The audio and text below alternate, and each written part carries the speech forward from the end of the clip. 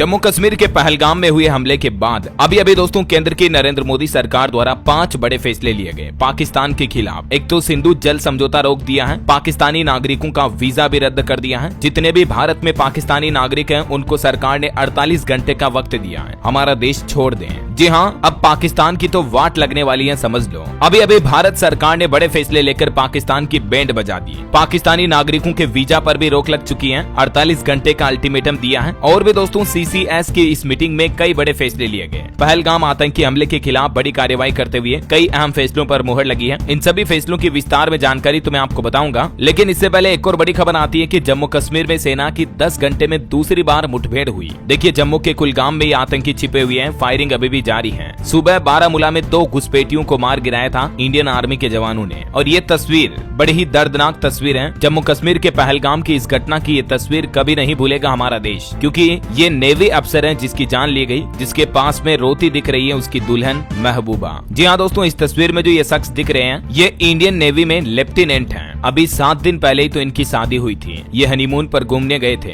इनकी पत्नी बोली कि नाम पूछकर गोली मारी। आतंकी हमले में कुछ ऐसी मौतें हुई हैं जिनकी मार्मिक कहानी सुनकर आपका भी दिल रोने लग जाएगा। 16 अप्रैल की तारीख जब विनय और हिमांशु की शादी हुई, और कल 22 अप्रैल को ये दोनों एक दूसरे से हमेशा हमेशा के लिए दूर हो गए, जब ये अपनी शादी के बाद पहली ही बार घूमने गए थे। इनका प्लान तो यूरोप जाने का था, लेकिन वहाँ का वीजा नहीं मिला तो ये जम्मू के पहलगाम गए घूमने। हरियाणा के रहने वाले थे ये लेफ्टिनेंट विनय नरवाल। बड़ा दुख होता दोस्तों ऐसी बातें, ऐसी खबरें पढ़ते हुए भी। आज पहलगाम हमले में जान गंवाने वाले नेवी लेफ्टिनेंट का अंतिम संस्कार किया गया। इनकी बहन ने इनको मुखाग्नि और कंधा दिया। आतंकियों ने इनकी पत्नी के सामने ही इनको सिर में गोली मारी थी। इस हमले के बाद अब कुछ खुलासे ऐसे सामने आ रहे दोस्तों। 26 लोगों की टोटल जान गई थी इस हमले में, लेकिन आखिर आतंकियों ने हमले के लिए यही दिन क्यों चुना, इसके पीछे कुछ तर्क बताए जा रहे हैं। एक तो अभी आपको पता होगा अमेरिका के उपराष्ट्रपति JD अभी भारत दौरे पर आए हुए हैं, और अभी अमरनाथ यात्रा का भी पंजीकरण चल रहा है। अमरनाथ यात्रा के पंजीकरण 14 अप्रैल से शुरू हो चुके हैं। 3 जुलाई से यात्रा शुरू होनी है, 9 अगस्त तक चलेगी। लेकिन यात्रा से पहले ही लोगों में दहशत का माहौल फैलाने का भी मकसद है इन आतंकियों का। और हाल ही में आपको पता होगा पाकिस्तान के आर्मी चीफ ने 2 नेशन थ्योरी वाला भड़काऊ बयान भी दिया था। जम्मू संभाग में आतंकरोधी अभियान भी जारी है। ये कुछ वजह है कि आतंकियों ने हमले के लिए यही वक्त चुना। इस जम्मू पहलगाम हमले के पीछे का मास्टरमाइंड कौन है, तो इसके पीछे मास्टरमाइंड बताया जा रहा आतंकी सैफुल्लाह खालिद, जो कि लश्कर-ए-तैयबा आतंकी संगठन का डिप्टी चीफ है। और इस हमले की जिम्मेदारी भी लश्कर-ए-तैयबा से जुड़े गुट द रेजिस्टेंस फ्रंट के द्वारा ली गई है। ये देखिए, आज गृह मंत्री अमित शाह भी घटना स्थल पर पहुंचे और यहाँ इस हमले में मारे गए लोगों को श्रद्धांजलि भी दी।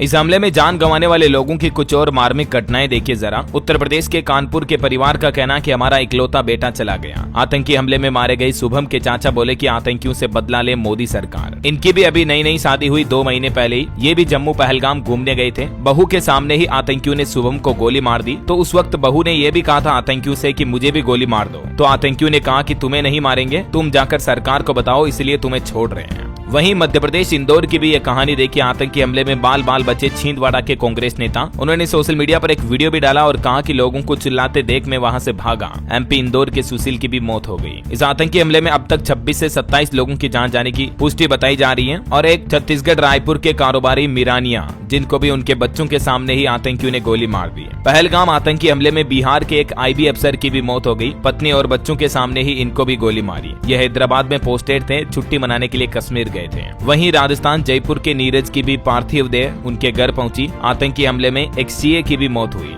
लोगों ने पाकिस्तान मुर्दाबाद के नारे लगाए। इस घटना के बाद जयपुर में भी लोगों में आक्रोश गुस्सा देखा गया। दोस्तों, जम्मू हमले में 3 गुजरातियों की भी मौत हो गई, एक घायल हो गया। भावनगर के पिता पुत्र और सूरत के एक युवक को भी आतंकियों ने गोली मारी। तो आज इस पहलगाम आतंकी हमले के बाद तुरंत एक्शन में नजर आए गृह मंत्री अमित शाह। घायलों से मिलने अनंतनाग अस्पताल भी पहुंचे। और जम्मू कश्मीर में आतंकी हमले के बाद अब विशेष फ्लाइट सेवाएं भी शुरू की गई है। टिकट के रेट बढ़ाने पर भी रोक लगा दी। एयरलाइन कंपनियों को आदेश दिया गया, और टिकट अगर कोई कैंसिल कर देता तो भी उनको पूरा रिफंड मिलेगा।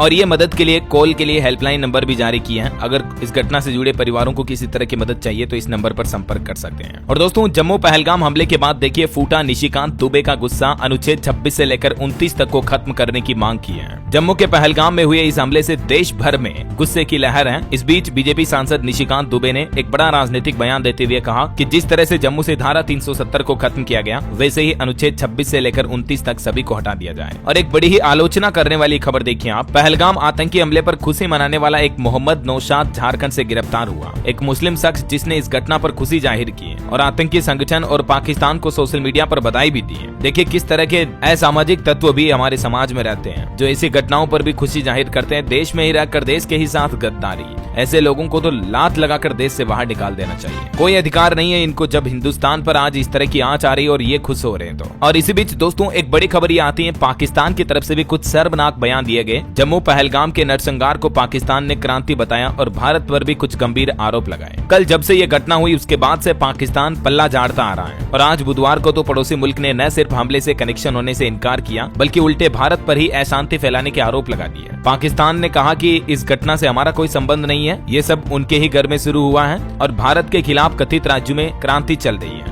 नागालैंड, कश्मीर, छत्तीसगढ़, मणिपुर में भी ऐसा हो रहा है और ये बताकर पाकिस्तान ने उल्टा भारत पर इस तरह के देखिए घिनौने बयान दिए हैं। अब इन बयानों का खामियाजा पाकिस्तान को बड़ा गंभीर भुगतना पड़ेगा। अभी मैं आपको बताता हूँ 5 बड़े फैसले लिए आज भारत सरकार ने हिंदुस्तान के सरजमी से पाकिस्तानियों को बाहर निकालने के लिए।